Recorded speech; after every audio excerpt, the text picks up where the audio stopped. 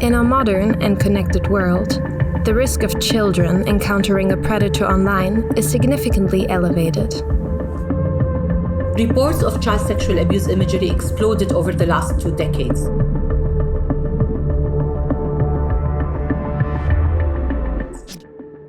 On top of this, investigators undergo immense psychological stress reviewing these highly graphic materials during investigations. Artificial intelligence can help to fight this problem. Natural language processing can flag predatory behavior in chat conversations. Image recognition can classify suspicious videos, and facial recognition can help identify perpetrators.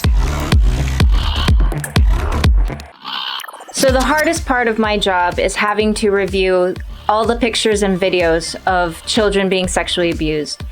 Now that I'm using AI in my workflow, I'm able to reduce my exposure to that material. I'm able to reduce the time needed to solve my cases, and more importantly, I'm able to identify the children who need to be rescued. Despite the clear benefits of AI, many law enforcement agencies are not tapping into its potential or are even unaware of how it can help. Online sexual exploitation of children is an increasingly growing crime that needs action now. We anticipate that numbers will only increase and law enforcement needs help to stop the spread. AI tools can be used to efficiently and effectively combat this horrific crime by helping with early detection and expediting investigations.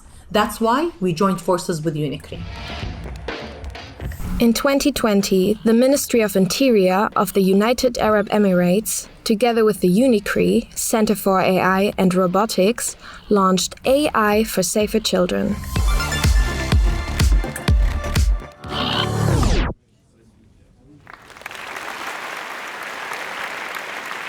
Hello, everybody. It's a pleasure to be with you. It's a pleasure to share the stage with today we don't have panelists, we have heroes, we have people who on daily basis doing things to protect children online. Did you know that according to the latest data, every 1 second there is a case of the child sexual abuse reported? There are more than 300 million children affected with this worldwide. This is a phenomenal numbers. And to fight this, there is no single law enforcement officer, no combination of law enforcement officers can deal with that amount of data on that scale. What we need, and this is according to the people who are directly involved with this fight, with the detectives, with the law enforcement officers, is more artificial intelligence tools, more awareness of these tools, and training so that they can use this technology to fight these horrendous crimes. Together with the Ministry of Interior of United Arab Emirates, 4 years ago, we set up an AI for Safer Children initiative which right now services 112 countries worldwide. We have created a global platform which has more than 80 artificial intelligence tools available for these countries. UNICRI, together with colleagues from the United Arab Emirates, training law enforcement officers all over the world with AI tools, with the techniques, with the knowledge, with the understanding how to use these tools. So far, we already trained 27 countries. With this platform, what we've set up, and according to the latest information, more than 2,000 children been saved. Now, we'll go to the panelists. We have, as I said we have heroes here. We have somebody who is a law enforcement officer and directly working to protect children online. We have Sherry here, another hero who is developing AI tools, enabling law enforcement officers to work with it. We have Yalda, who is setting up global processes, identifying and raising awareness of the problems, and coming up with creative solutions how to deal with this. And we have Baroness Joanna Shields, who sets up major international processes, founder of the We Protect Global Alliance, working with governments all over the world to save children online. So I'm going to dive in directly to the first question, and I would like all of you to answer that. So what is the latest use cases? What is the latest technological breakthroughs from bad and worse, how AI can be used to save children online? So perhaps we can start with you, Mike. Yeah, thanks, directly. Yeah, obviously, in my line of work, we're always hearing about how technology is increasing the risk to children. But we're also starting to hear about how AI can help solve those problems, which is really quite heartening to hear. One particular fantastic tool I've seen recently is a camera forensics tool that looks at bulk volumes of imagery. Obviously, there's a lot of imagery being produced, a lot of AI imagery being produced by offenders. And this tool can intelligently review the imagery. It can classify and attribute that imagery. So what it effectively does is group the imagery together into similar images. And this is crucial for us when we look at repeat victims or offences such as live streaming, where there's offences over a period of time. And this really helps law enforcement look at a huge volume of images and effectively identify and then safeguard children. So yeah, it's really positive, and it's helping sway the balance a little bit for us. Thank you, Mike.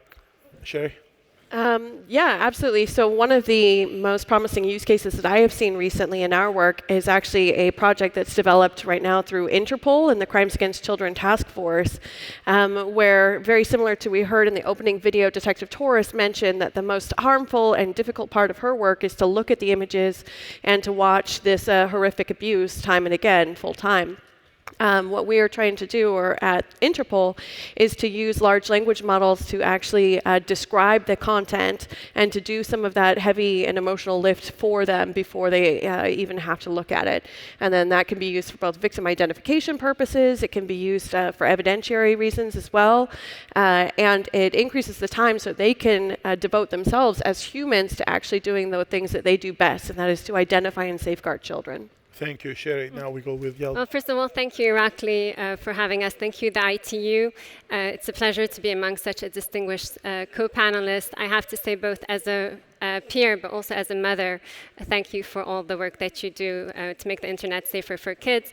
Bracket Foundation has been working in the field of online child sexual abuse and exploitation since 2019, and we've really seen AI in all its different shapes and forms.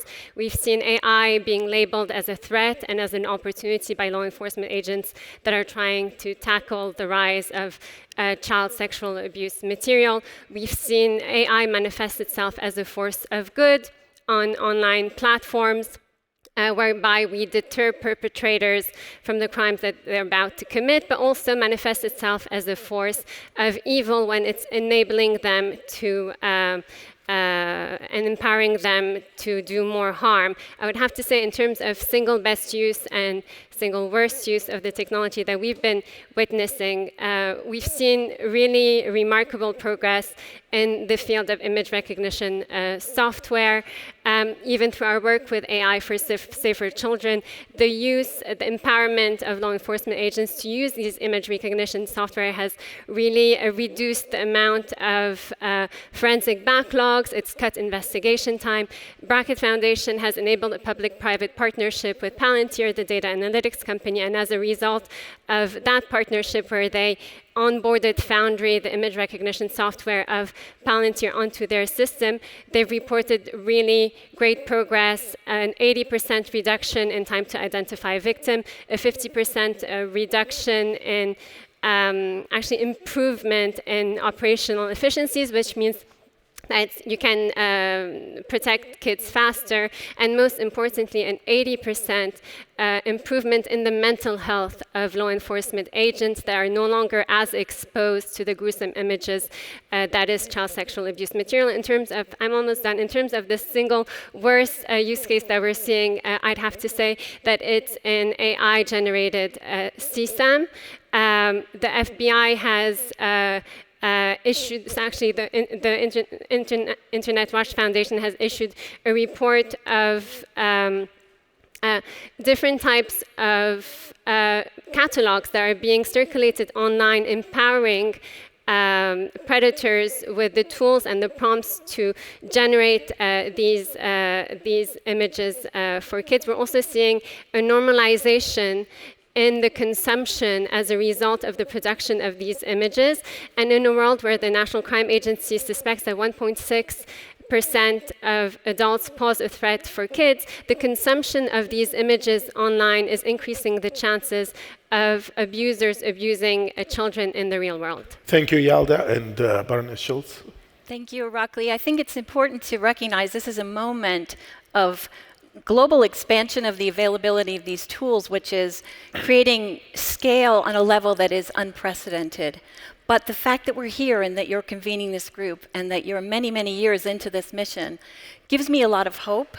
And one of the things I'd like to mention, I didn't want to pick one particular tool, but an initiative recently that was announced by Thorne and All Tech is Human was all of the AI industry came together and committed to safety by design principles at the outset to ensure that generative AI is used in ways throughout the product lifecycle, throughout the product's deployment, in ways that are responsible and safe. And I thought that was an incredible moment for us. It's a recognition of this time, the scale of this problem, and it's a moment for empowerment for AI technologies. Thank you very much for your work. Now, I'm going to ask questions, and we have around 9 minutes or so left. Mike, law enforcement officers all over the world identified that one of the biggest problems right now is the AI-generated child sexual abuse materials. So how do you deal with that in daily work? And is AI the solution to counter that, or what is the latest on this? Yeah, I mean, we've seen a massive evolution in AI used by offenders, obviously with AI in general, but obviously that leads to a massive increase in the volume of AI material that's out there, dwarfing what was out there sort of 5 years ago, because each offender can make thousands of images. Obviously, the tools being used, again, easier to use. The product is becoming more realistic. It's widely shared. So these are easy to attain and easy to use tools. What that's doing is making actions that were even a couple of months ago difficult or impossible actually quite easy and used at scale by offenders. So we are regularly seeing real children being deepfaked into AI CSAM imagery or videos. We're seeing real children being subject to Nudify tools through Nudify apps in school and being blackmailed as a result of those tools being used against them.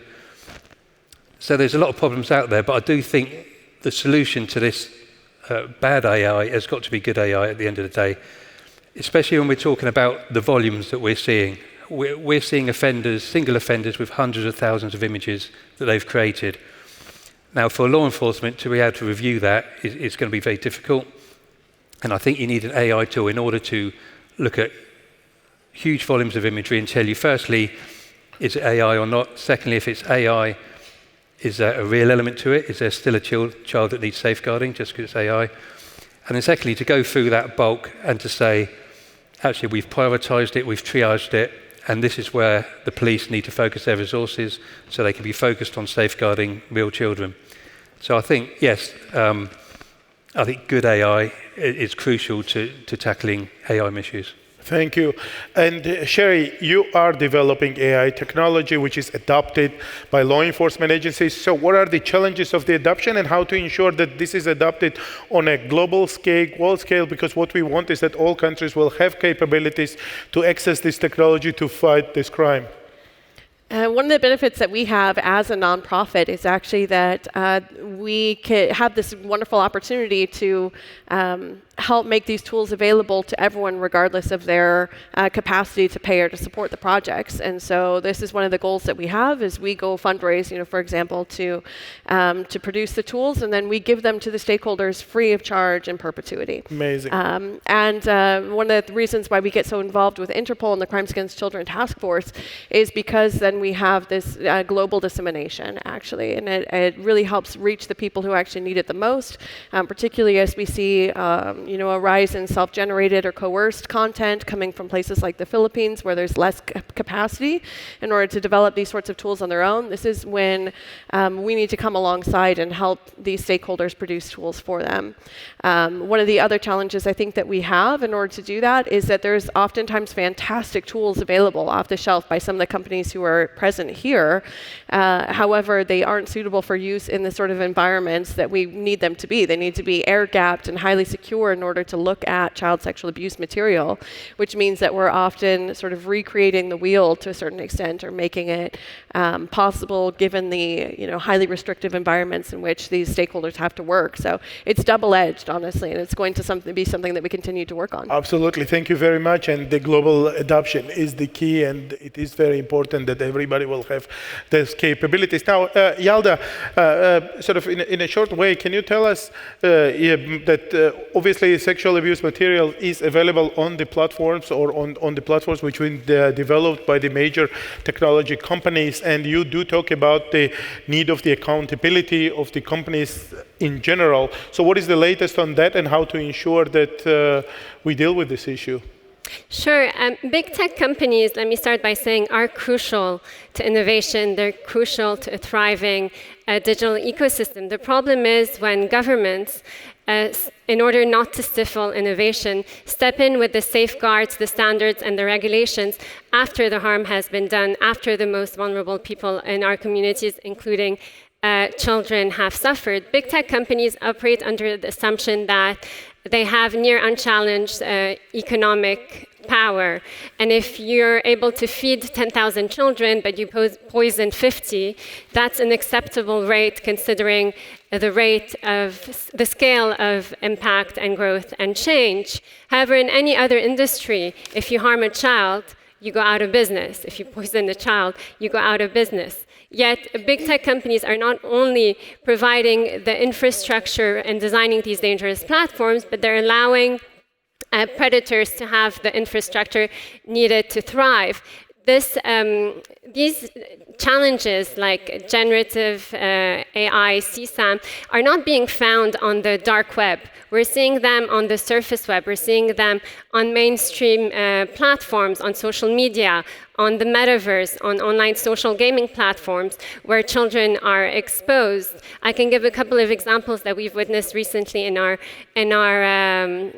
research. The FBI has sounded the alarm on online grooming, tactics that are being used on online chat platforms. And in a world where AI has really freed the creative process from human moderation and from human interaction, the responsibility is really on these big tech platforms to to right a lot of these wrongs that have been created. Thank you, Yalda, very much, and thank you for your work. And Baroness Shields, you've been a first UK Minister of Internet Safety and Security. You've advocated a lot of the government work. So how do we ensure that, or what advice would you give governments to invest more in the development of the responsible use of AI, especially in the area of child protection, and what is that needs to be done? Well, the most important thing is to work together with other governments and collaborate.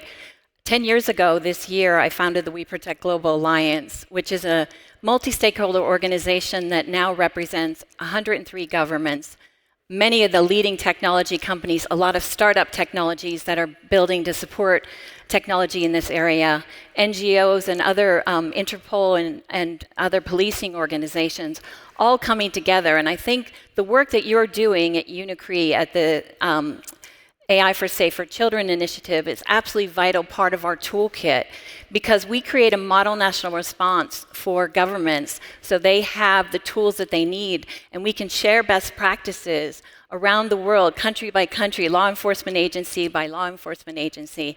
And I think that's most important, that the work that you're doing, the fact that you're validating over 80 tools that are useful for law enforcement, is absolutely a vital part of that model national response. And I just want to recognize the work that you're doing there. Thank you so much. Thank you, Joanna. And we're very proud to work with you directly and work with the We Protect Global Alliance and all the movements which we're leading. Just one question, last question, and 10 seconds for each one of you to respond. We've heard a lot about AI. How optimistic you feel about it as AI technology is developing, how crucial it will be in the future, especially for protecting children, saving children. 10 seconds each. I'd say cautiously optimistic. Okay. From my point of view. optimistic? Look at all of us in a room committed to the same issue.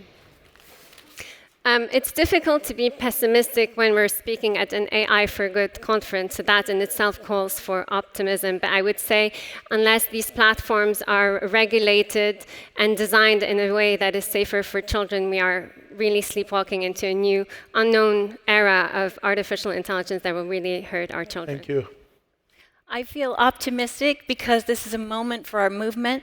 People are coming together. There's a recognition of the scale and risk of not addressing this.